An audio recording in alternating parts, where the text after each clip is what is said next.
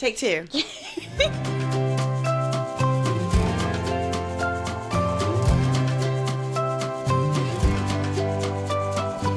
Welcome to the While You Grow podcast with Dr. Courtney Addison and me, Addison Powell, where we will dive into all things pediatrics, occupational therapy, and other important topics around children and development. So, if you are a parent, occupational therapist, student, or just want to learn more about occupational therapy and pediatrics in general, then keep listening. For more information on the podcast and to follow us on social media, take a look in the show notes. Let's get started. Right, welcome to the While You Grow podcast. I'm Addison Powell. And I'm Dr. Courtney Addison. And today we have Miss Erica. Hi, Erica. Thanks for joining us. Hi. Erica, why don't you start us by telling us a little bit about what you do and, maybe your schooling and what you do for work and your just the basic of your family, and we'll introduce you. So my name's Erica Coates, and I work now as a school counselor here in our town. I work at Clinton Middle School, and I serve grades 6th, 7th. Those are my main focus, but middle school. Yeah. Bless you. That's a rough time. I love what I do. I do love middle school. I don't know why. I think people are just made for certain ages, and I think I've always been destined to be in a middle school. Before I was a counselor, I was a school teacher. I was a teacher. I always thought I wanted to teach elementary students, and my student teaching experience was at a middle school in 7th grade. And I loved it, loved every thing about it, and kind of knew I was made for middle school. So I taught grades 4th through 8th. My favorite grades to teach were 6th and 8th, which kind of just confirmed that I loved middle school. And so about, I think I was teaching 12, 14 years in, and I decided I wanted to go back and study school counseling, and did that. Got my master's degree at Clemson University. Go Cox. I am definitely a Garnet and Black Gamecock fan, but I did get my master's from Clemson. They have a great program, and so I've been a school counselor since 2008, I think. 2009, maybe 2008, and I love it. This is year 27 for me. Wow. In education, teaching, and counseling. So it's all I've done. It's all I've ever wanted to be. I can remember as being as young as 2nd and 3rd grade, I wanted to be a teacher, and so I think it's my calling. I think it's what I was meant to do. I love what I do. I still love what I do. I love kids. I love middle school kids. I believe in public education. It's, it has its flaws, but I believe it's, I believe in it. I believe in our kids. And I believe in our town. And so that's what I do. I'm married. I've been married to this for 25 years. Love my husband. We have 2 biological children, and we have 3 children that we adopted out of foster care. Wow. And I have 3 dogs and 3 cats. Yeah.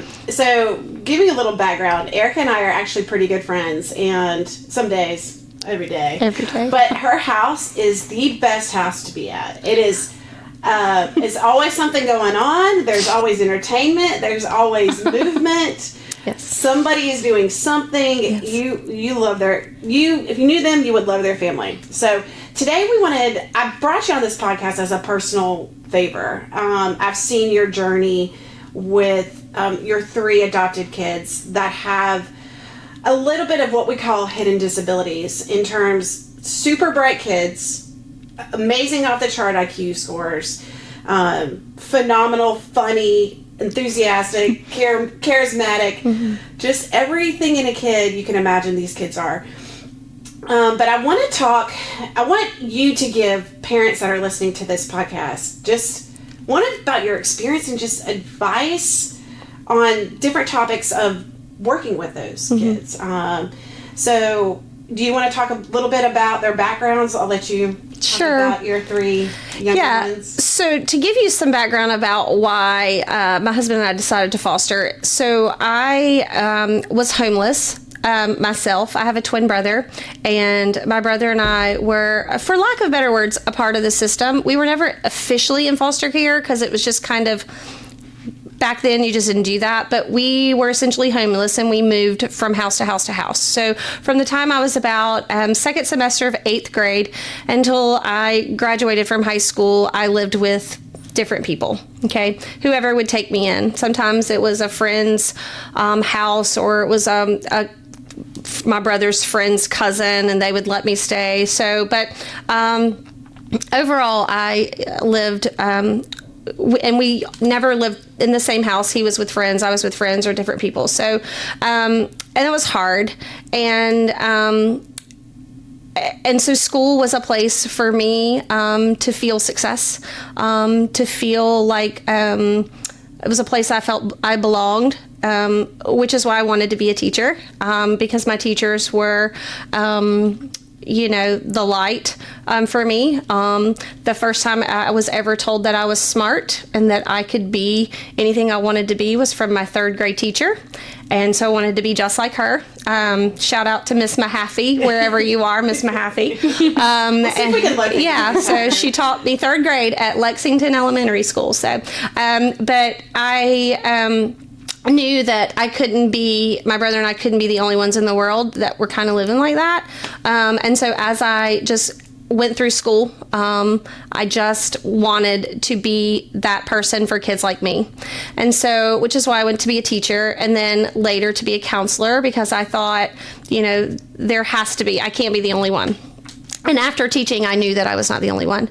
And so after teaching for a number of years, I saw, or after counseling for a number of years, especially at the high school level, I saw where kids were either being kicked out or having to move or change schools, right before their senior year or right before their junior year, before they could graduate, and they would move, or they didn't have the stability at home. And so I thought, we can be foster parents for these kids so they can at least graduate and have a chance at life. So that was my goal. But, that was our goal as a family. We thought we would foster older kids, get them to graduation in hopes that they could be successful, or have a chance at life. It's, because school was the key. If you got school, you can do it. Right.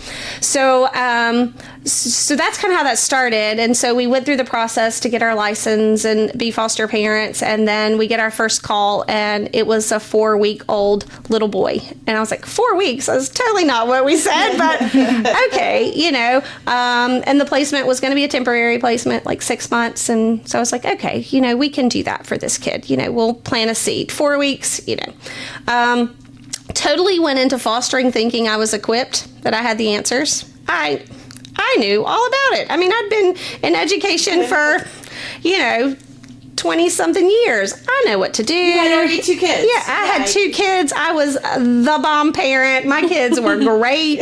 They had good grades. They listened. They were, I knew all the lingo. I knew trauma. I knew what trauma was. I knew how it affected children. I knew how, because, I was always on the other side of the table. I was always talking to parents about, about these things. So I was very well equipped to handle it. And I hope that you guys sense the sarcasm in my voice as I say that. So, and shame on me for thinking that.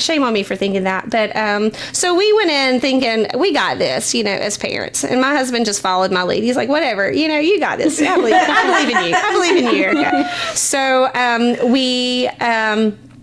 that was the plan. So we got the 4-week-old, and later on that day discovered, after we accepted the placement, discovered that he had a sister who was 18 months old and wanted to know if we would take her. So we'd already said yes to him.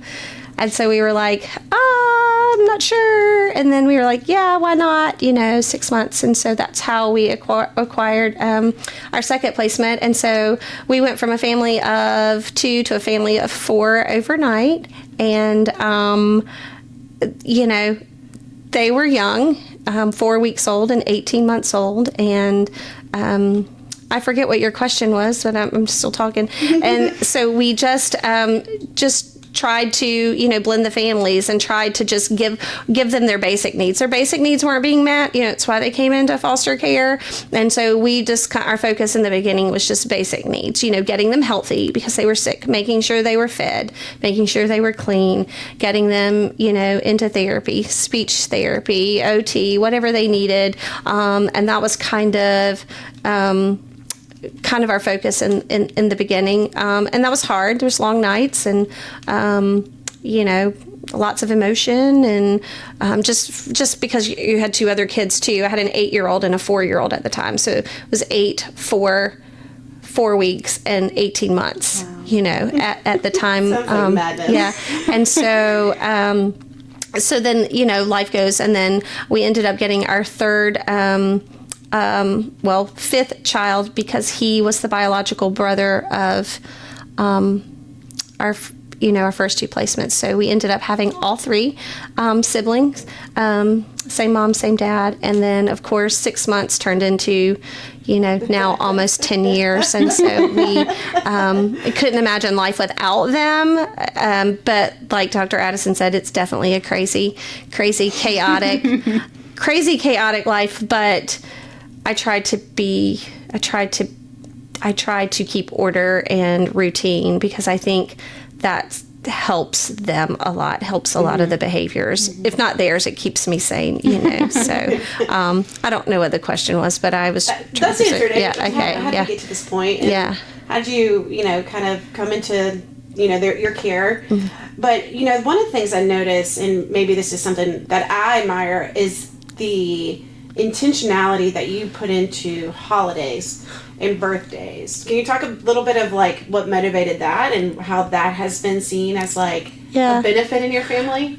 So I think my obsession, and that's the word you want to use, with birthdays and holidays comes from my trauma, which I have to constantly be to keep my trauma in check from my childhood and not to impart that on my children or things that I do, I have to deal with my trauma and I can't make it about them. But so I think the birthdays and Christmas especially, but all holidays are really important because we never celebrated those. And I remember being that kid that came back from Christmas and everybody talked about what they got and I didn't get anything. There was nothing under the tree. There was not a tree.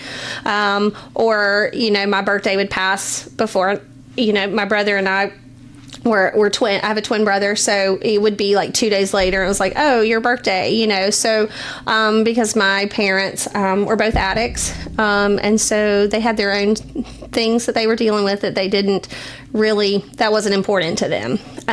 So I am uber over top with those things with my children because I think, especially your birthday, that's your day, that's your special day. Yeah. And although I tell my children I love them every day, I want to celebrate how big that day is and how amazing that day was for me and how special you are. And so we do celebrate. And of course, Christmas, it's a big deal. I just think not only because of the true meaning of Christmas, I became a Christian. One of the families that I was living with in high school, I was in 10th grade, they were a Christian family. And so that was the first time I'd really heard about Jesus and ever went to church. And so became saved in high school. And so my relationship with Christ is extremely important to me. It was a late relationship, and my relationship with Christ has kind of I think with all of us, you're closer than you are at other times, but I am a believer. And I think that, God is the reason I am where I am today and, as successful as I am today. And I think, excuse me. Oh, you're fine. I think you're making us Tara. No. I think all of the people that God I can look back and see that He put the right people in my path at the right time to be where I am today.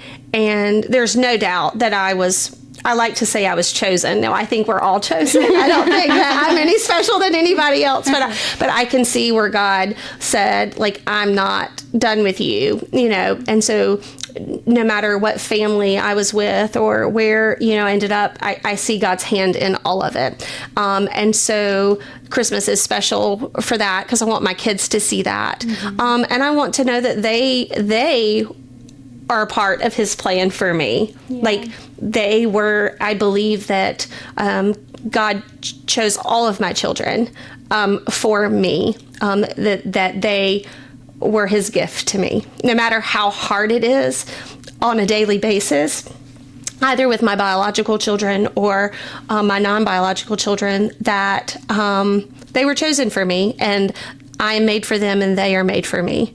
And I believe that with all of my heart, even when I think I can't do this anymore. So Christmas is important because we celebrate what it means, but also to celebrate, hey, I love you. And because I love you, I want to buy you gifts and I want you to have things that bring you joy because I am able and you deserve that. Yeah, so sure. So I have lots of Christmas. That's what she's getting at. I have lots of Christmas trees in my house. I went Black Friday shopping with Erica one Black Friday, and let me tell you, this woman is serious about her Christmas trees. But my mom is the same way. I think at one year we had, I want to say 3 Christmas trees. Oh, no. I have 11. Wow. Yeah, now that does include the trees that they have in their room, but That's crazy. Yeah, I guess if you kind of, because both my mom got my brother and I both our own little trees. So that's sweet. That's crazy. Cool. Well, Erica, I've shared this with you before, but when we went to get Mason, you came into my brain of like, okay, if Erica can do this, I can do this. And even when it was the hard nights with Mason crying and when he was sick, I was like, Erica did this with 3.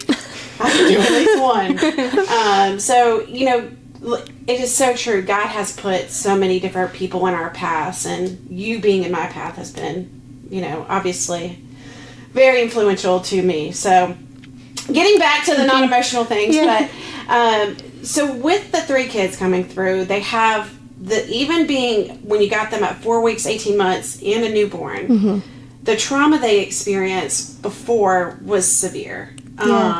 How has that impacted their behaviors up until this point? If you could kind of sum it into a summation. So definitely. I mean, impacted, yes. I mean, I think one of the things that I didn't realize, or I think that most people don't realize, is that even though I got a newborn 4 weeks and then 18 months old, that the trauma inflicted, in the womb or in those first couple of years is huge. Those pathways are developed. That brain is developing, and the way they cope, the way they soothe, the way they react. I mean, those things are formed so early.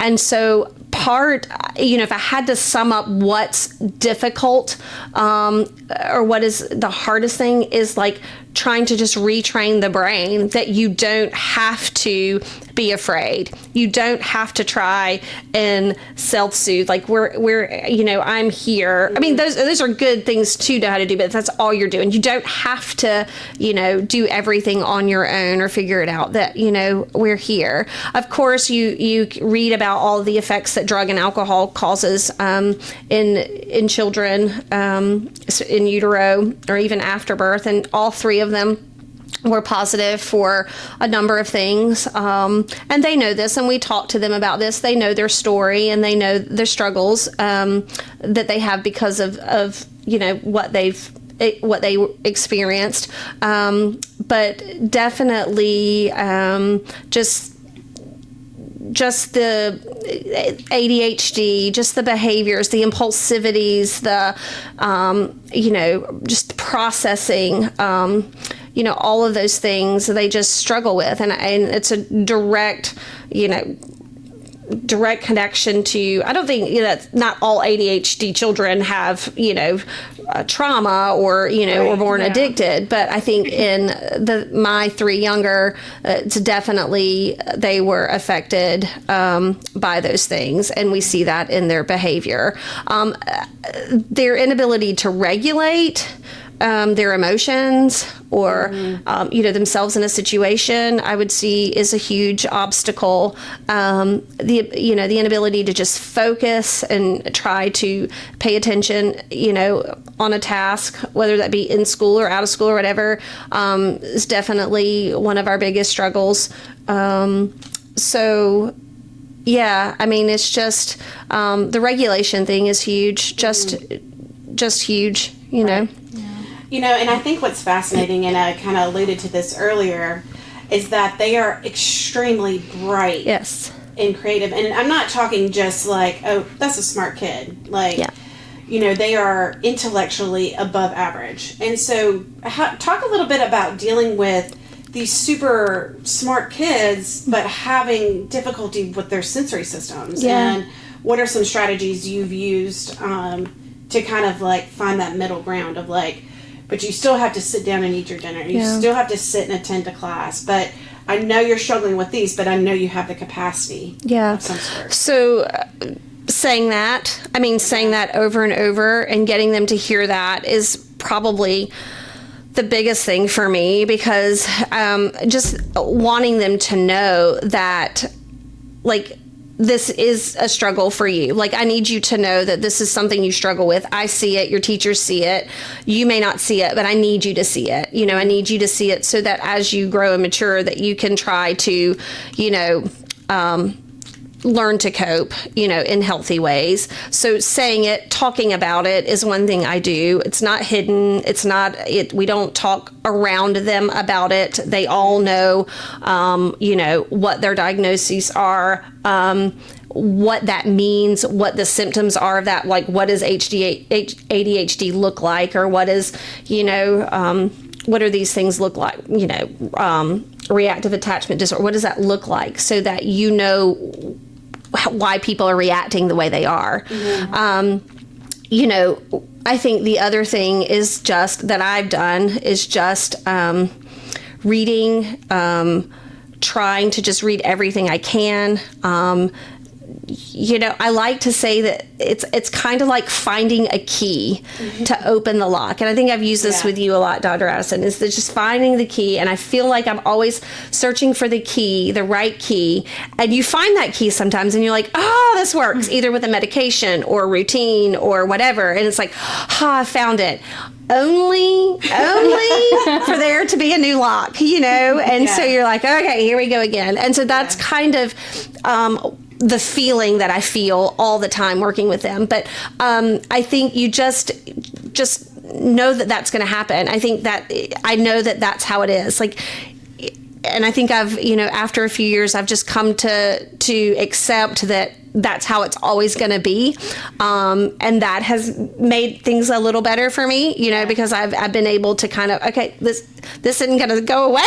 This is how it's always going to be. Yeah. But also, and I think being in education, so for someone who's not in education, who might not know all the rights or the resources for children with disabilities, it may be a little harder to navigate, I guess, but because I've been in the system, I kind of know that language and I know what those resources are. So fighting for those things for them, whether that be, a 504 or an IEP or, speech therapy or, resource or whatever the resources are that would be most beneficial for my kid or for any kid with a disability, and just knowing that and talking to people and saying what is out there and not just accepting that this is how they are and there's nothing we can do about it, So that has been helpful. So, I recommend that, for parents just to, ask the schools, ask the counselor, ask, what can I do? What's out there? Don't give up. It looks different. So you might not get, and your kids, like you might not get the answer you want when they're 5, but ask again when they're 6, ask again when they're 6.5, ask again, if these behaviors aren't changing, if it's something they're not growing out of, or if it's something that you keep seeing but nobody else is seeing, keep asking, keep advocating, keep saying, I think this is going on, or I think this is a problem, or this is what I'm seeing. So,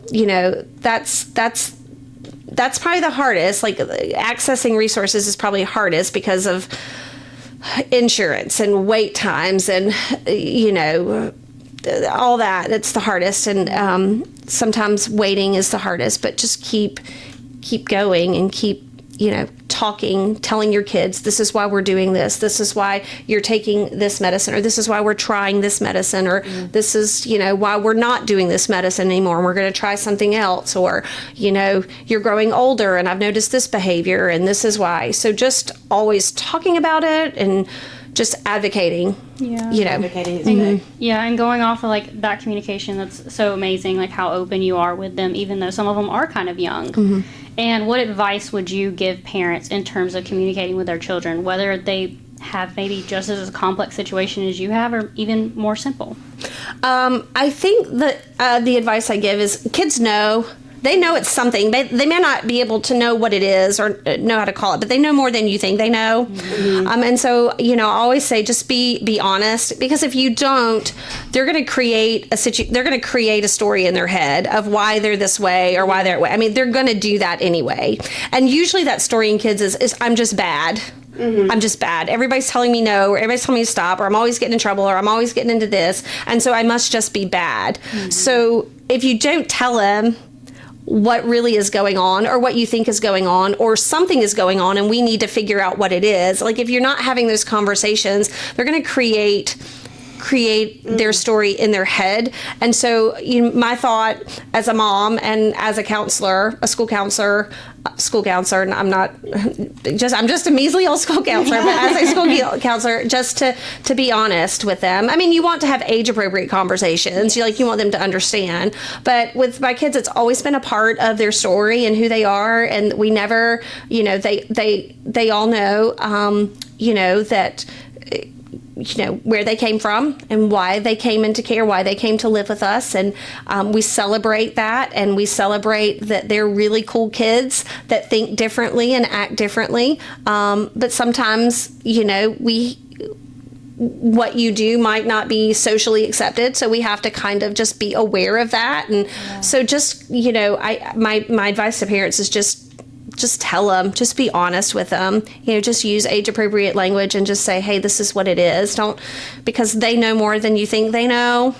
And I would rather tell them the truth than them create something far worse in their head that's not true. That's awesome. That's such a good point that I think a lot of people miss, that if you don't tell them, then they will create that story. And that story could be very detrimental to their perception of self, their self-awareness, self-esteem, all those things. So, the other thing, you kind of touched on this a little earlier too, and part of our podcast is accessing, you talk about this public health or public school in rural communities, and it's so important because school is the place where a lot of our parents, they spend more time at school than they spend with parents around here. Because parents in rural communities usually are working hard, working long hours, all those things. What advice do you give parents with some of these disabilities with interacting with the schools? And what are some, all right, these are the things you got to make sure you do, and what are the options out there for parents in these rural communities? Well, I will say I'm really biased when it comes to our school district and our schools. I believe that I work in a phenomenal school district with people who truly love children and care about the well-being of children. And I know people have had, we all have our experiences with school officials, and some are more positive than others, and so we all have our opinions. But from the inside, and I didn't grow up here, so I'm not from Clinton. I have no stake I have no stake here, Clinton. I grew up in the Columbia area, Lexington, Columbia, that area. So this is not where I was born. So I have no, there's no reason for me, wasn't born and raised here, but we have phenomenal leaders, teachers, counselors, nurses. I mean, our staff they really believe in in public education and schools. And so if you've had a bad experience with one person, don't stop there. Ask to see someone else, ask for another counselor, ask for another, who else can I talk to, and that's okay. Like if just constantly ask, what can I do? Who can I talk to? I'm concerned.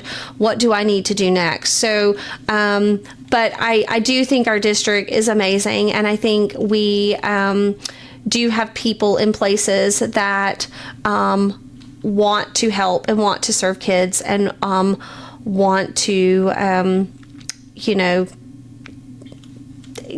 tell you about resources to help to help your children. So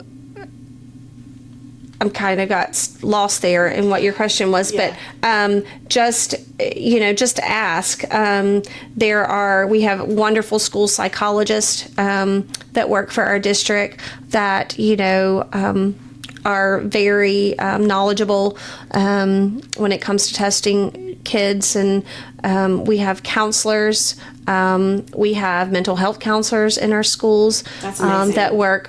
We have Department of Mental Health. DMH has a counselor in our schools, and then we partner with Thornwell Community Outreach, and they have counselors.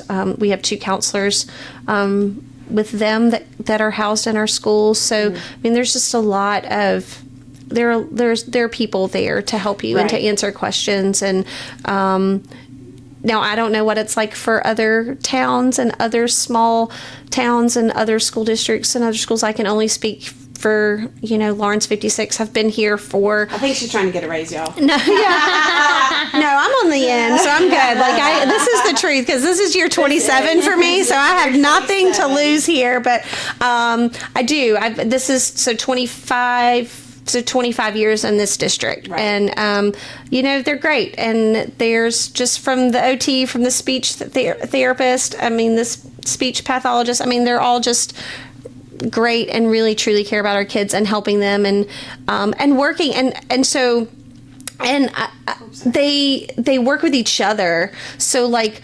the psychiatrist that one of my kids sees works with the mental health counselor that she sees and that we see as a family, and works with the developmental pediatrician. Like they're all on my chart together. Like we're all talking and sharing, and they know, like when I go to the appointment, they know what we were doing in therapy, or they know what the psychiatrist is thinking, That's so really good. So our school is open to doing that, the great. people in the school. Yeah. And I think just to kind of sum up what you said is just don't quit, advocate. Yeah. And just know that there's others out there. I work with a lot of families that have had, some negative experiences, but don't just settle. Like there's always options out there. Don't let a bad experience kind of deter you from those school resources. But you will want to quit. There are days you hear me talking, and I promise you, there are people that I've called that have just said, I don't know what else to do. Like, I've talked to the other school counselor that I work with, and I'm like, I don't know what else to do. Like, I don't know what else to do. I don't know how to help change this behavior, or help, or I've called you. I don't think I'm equipped to do this. Like, maybe I'm not the right fit. So I think you have those days where you're like, I'm not the one. I thought I was. I've been trying for 10 years, but I'm not the one. And I think you just get up the next day and say, I am the one. And even if I don't think I am, well, too bad you are. This is where you are. So get up and do it again. Yes. And I always say, I start my day with, the day is beginning, but the day will end. It's going to end. So whatever life throws at you, whatever behavior I've had to deal with, whether someone has, got in trouble at school, or, peed in the floor, and you're like, why are you doing that? Like, what is going on? Or, or threw glitter everywhere. Or put glitter on the walls. Or we just wanted to put Vaseline on the walls just to see what would happen. Or whatever the day brings, that day is going to end. Like, you're going to get to wake up, and you're going to get to do it again. And it's new. It's a new day. There are consequences for your behavior, but we get to try again tomorrow, and so let's try again. And and so I say this often to one of my kids, all right, like, let's not repeat yesterday.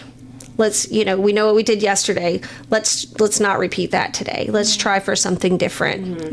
Sometimes that works, sometimes it doesn't, and you're like, this day's going to end. It's going to be okay.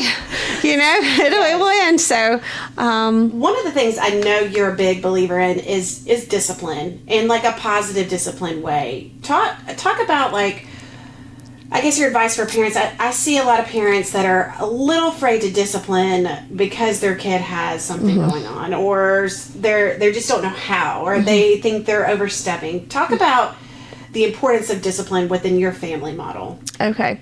So one thing I will say about discipline that does not work. So, so when you have a kid who is impulsive or ADHD or whatever, and you keep seeing the same behaviors, and you are, say, spanking them every time they do this behavior, and the behavior doesn't change, that's not normal. Okay. What I want parents to know is that if you are spanking them every day for the same behavior and it's not changing, the spanking is not going to work. You're just now spanking them because it makes you feel better. Okay, you're not, or you're angry, or you're just whatever. It's not going to change the behavior. So that's not going to work. So if you're doing whatever discipline, and I'm not saying I'm opposed to spanking. Like you do what you got to do. To each your own. But if what you're doing, whether it's spanking or whether it's and it's not working, you've got to find something different. And so I think.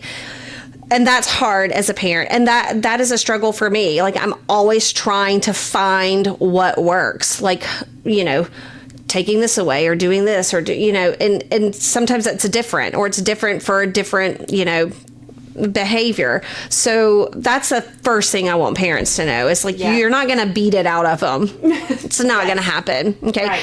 And so, you got to try and figure out what works. I am definitely, I often say to people, I'm not a great parent. I don't claim to have all the answers, but there's one thing I'm good at. There's really one thing I'm good at. And I will say this, and I'm going to give myself credit, is I'm consistent. Yes. And I think with any discipline, you have to be consistent. You have to be. It's got to be the same. What you say, mean what you say what you mean. So if I tell you, if you do this, this is going to happen, you better do whatever. You better do X. Like, if you touch that, or if you eat that, you're not going to get any more snacks. Like, you're no more snacks for the rest of the week. Well, if I say that, then there's got to be no more snacks for the rest of the week. I can't give in on day 3 because they've been doing good. You know what I mean?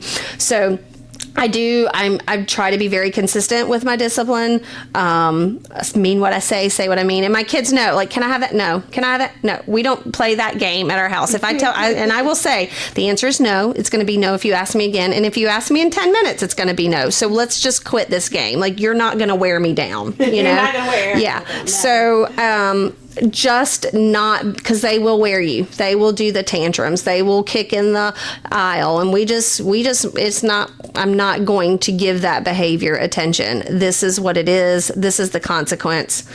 The consequence isn't going to change. You lose your, for my older kids, if we're going to lose our phone for a month, you're losing it for a month. You're not getting it back after a week because you've been doing really good and cleaning the house, and because you're manipulating me, and I recognize that. And kids are really good at manipulating their parents, no matter what age they are. They can't help it.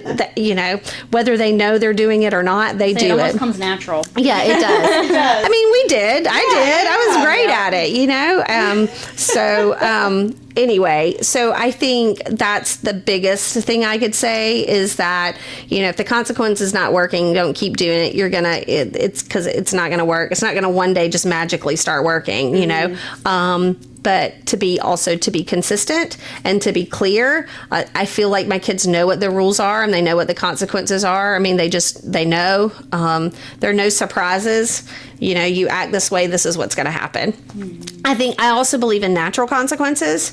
If I tell you to put your coat on and you don't, well, if you're cold, you're cold. Like, I'm not going to fight that battle. And I think sometimes you can get into a full-fledged argument about putting on the coat when what really does that matter? If they're not cold, they're not cold. If they are, well, you'll wear your coat next time. So I try to, when there's an opportunity to have a natural consequence, I try to let that, play out and not pick that battle. Now, do I get drawn in? Of course, I can't say that I've never been drawn in by that. I have to check myself sometimes too, but I think those are the things I would say to parents as far as discipline is concerned. Yeah, you're definitely great at that. That's something, just watching you from the outside, you are so consistent, and your kids know you are. They know Erica don't play. Yeah, they'll say that too. My stepdaughter, who I've talked about on here, when we talk about Erica, she knows Erica doesn't play. She knows what she's getting from Miss Coates. So, and I do have that teacher voice. I can break it out, even though I'm a counselor. You'll see, they'll hear that voice of like I mean business, so, and I will say my husband is the opposite. And so like the complete opposite. So that's complimentary. Like, I think if my husband were like that too, I wouldn't be able to be that way. Like, it would be too much. Does that make sense? So I think knowing, like, whoever parents your children, like trying to also find a balance. I think there has to be a balance, because when I'm getting you, like when you're getting it for me, like I need him to be kind of the soft spot, not to undo what I've done. I mean, we always say we're a team, like we're Team Coates. It's us against them, and the kids know that. Like, they're not going to play us. Like, don't come to me because we're together. Like,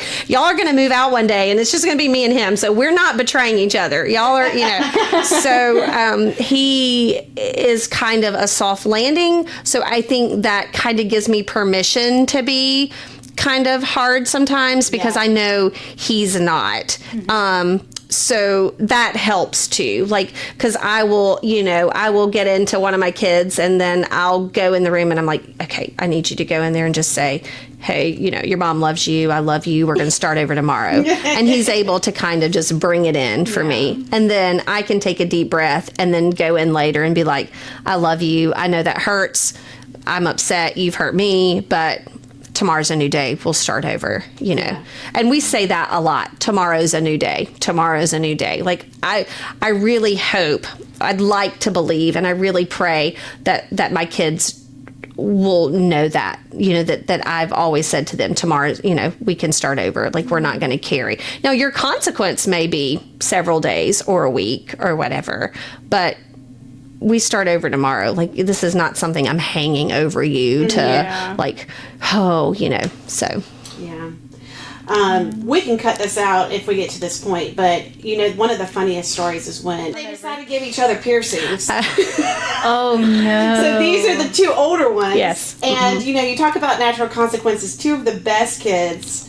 But it's just, you look back at some of those stories and you're like, it's just funny. Yeah. Some of the stuff. Yeah, they thought it was. They both wanted nose piercings, and I was like, no, you're not going to pierce your nose. You're too young. Like, we're not going to do that. I'm just thinking like the scene from Parent Trap. It was just like that. So one of them decides to order it off Amazon, which I didn't even know. Like, I don't know if I even paid for that. Who knows? So this piercing gun comes in, and they're in the bathroom. So I don't even know about it.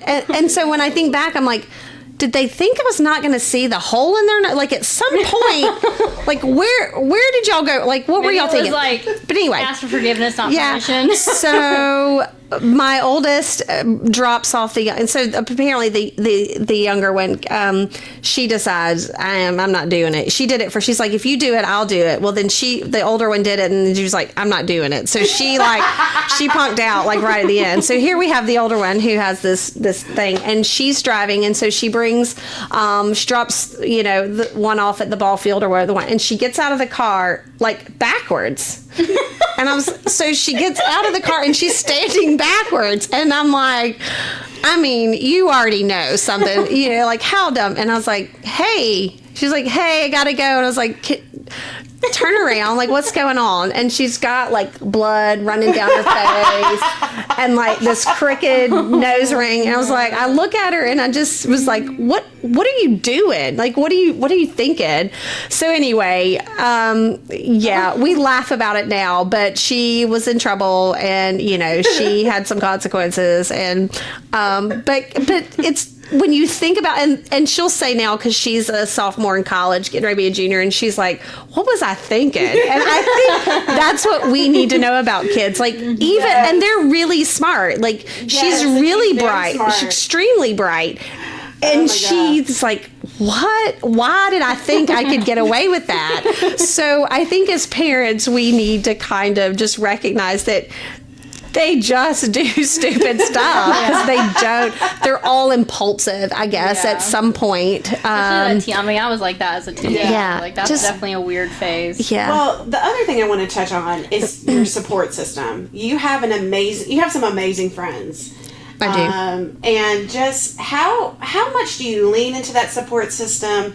How did that support system develop? And just how do you utilize it to deal with some of those mental health aspects of, you know, obviously we have funny stories of, you know, just different things, and just having someone to just say, you will not believe what this person did today, what my kid did today. And we have a certain name in our group chat that is reflective of our kids, and I will not share it on here so that I can keep my job. But kids just will do crazy things. And so talk about your support system and some of those people that you can kind of lean to. So I think my support system looks a little different because I don't have the family support that maybe some people would have. I don't have the mom, I don't have the dad, I don't have the grandparents. My husband, his dad is still alive, but he's 84, 85. So we've never had the family support. Like, it's kind of been me and him since the beginning.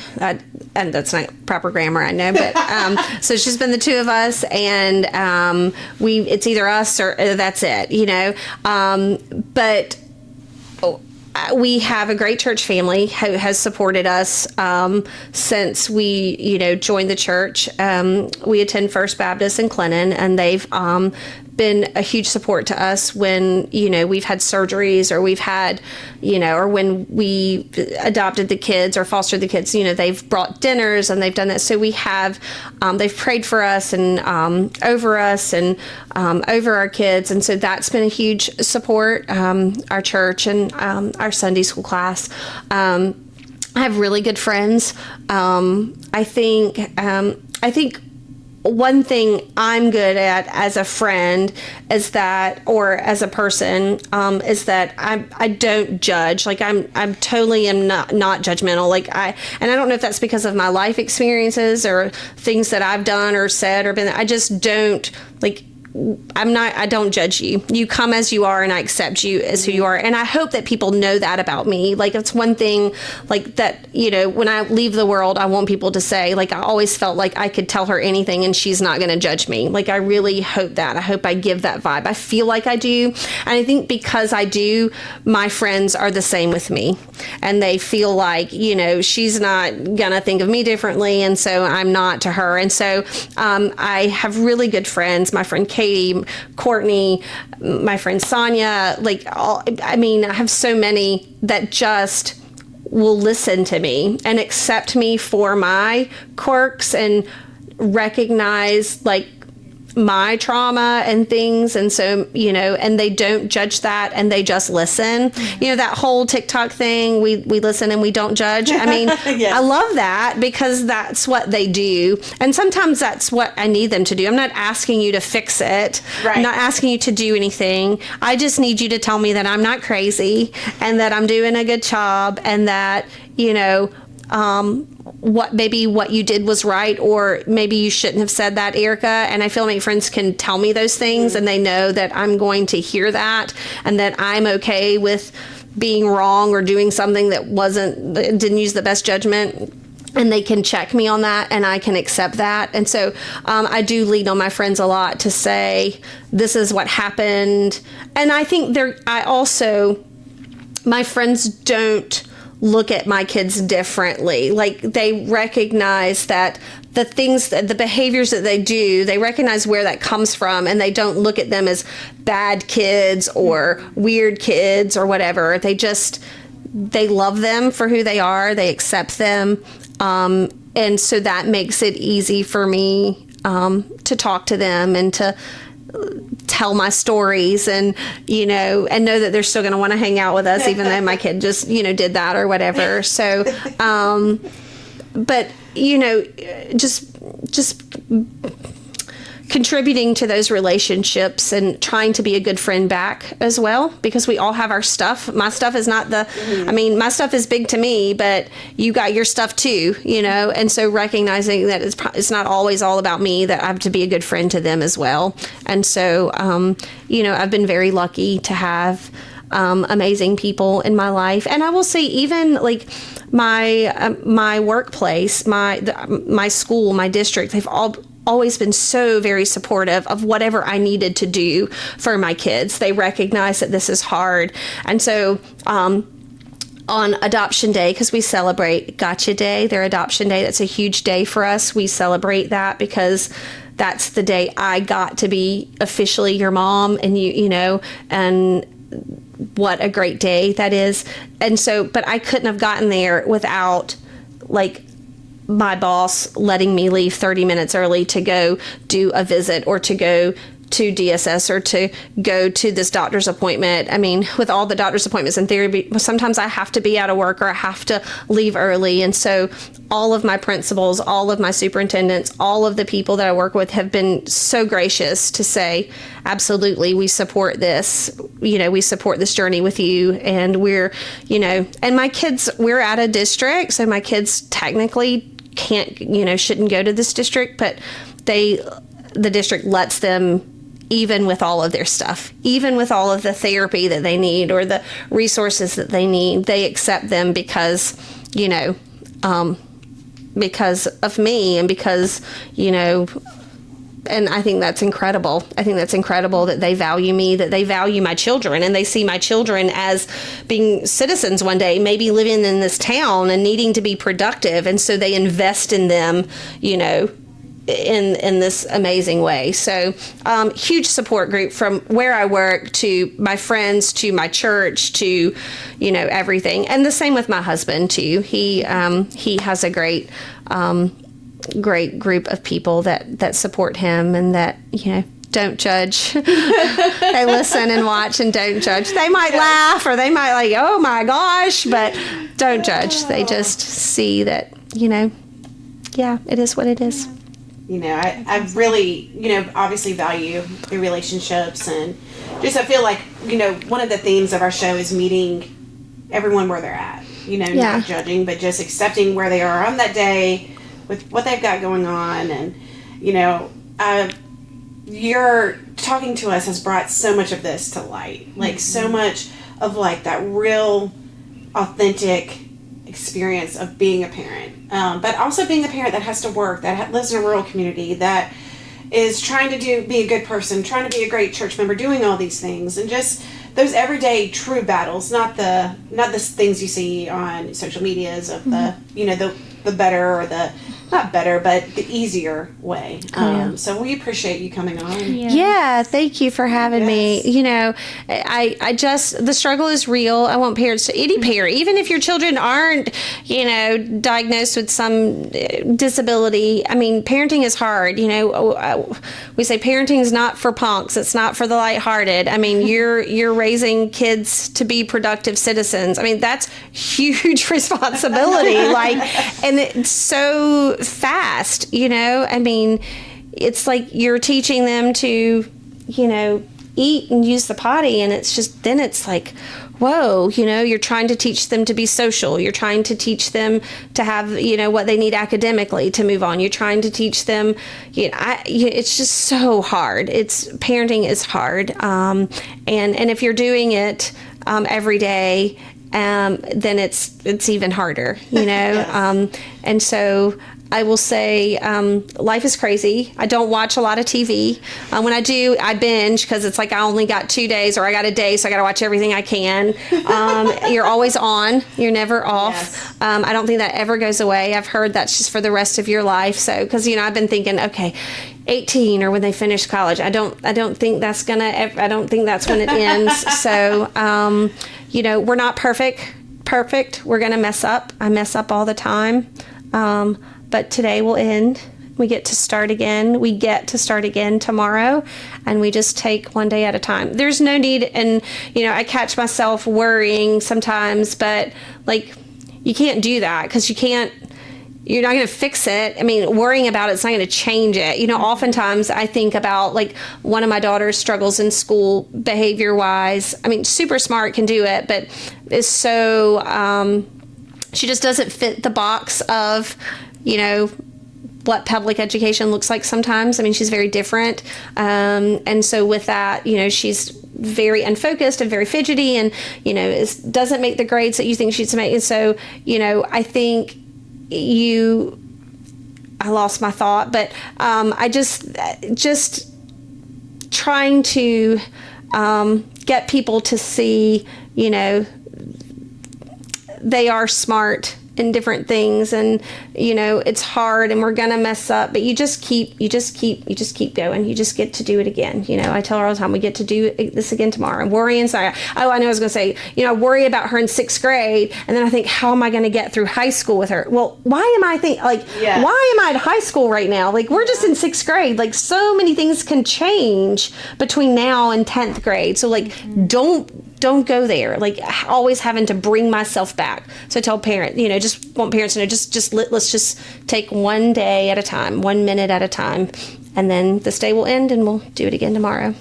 So, yeah, but you'll mess up. You'll mess up, and you'll need a friend. Yes. Well, thank you again for Absolutely. coming on. It's been lovely. This is one of my favorites, I think. I think this is one of my Yay! I'll come on again. I think it's my favorite because it's, it is that real experience. And just, I think every parent out there can see a little bit of themselves in you and what you say. And hopefully, it gives perspective to some of the students out there that are having to work with parents like you. Or even for OTs that are out there that are interacting. Just a reminder that this whole other side is happening as a parent. And they're a big part of how this child will present. Yeah, it's very interesting for me to be on the other side of the table. I will say that too. As an educator, I'm always on this side of the table, and then as a parent, I have been I don't know. I've had to just kind of do some self-reflecting, sometimes on how we talk to parents. Sometimes you can come across as it all type thing. It's very different sitting on the opposite end, because you want to. I always think too, by the time they get to middle school, this behavior is not new. They've heard this. We really need to be careful how we come across to that parent. If every time they come to school, we're just telling them how bad their kid is or all the things they're doing wrong. Okay, they know that. Yeah. Let's do something else. Let's try to. So it's interesting to be on the other side of the table. But thank y'all so much for having me. I was extremely nervous, but that was good. And I'm not sure I answered. I don't know. You answered the best way. I was rambling. Your storytelling skills are so good. And it just, again, seeing, as a parent, just seeing a little bit of yourself in it, and just that you're not alone as a parent. You're not the only one having these emotions. You're not the only one struggling. And, that it's not, it's okay to make mistakes, but, again, tomorrow's a new day. Yeah. Thank y'all for what you do. Thank you. All right. All right. Bye. Bye. Thanks for listening to the While You Grow podcast. If you learned something on this episode, please like, share, and comment. Join us next time as we dive into all things pediatrics, occupational therapy, and other important topics around children and development.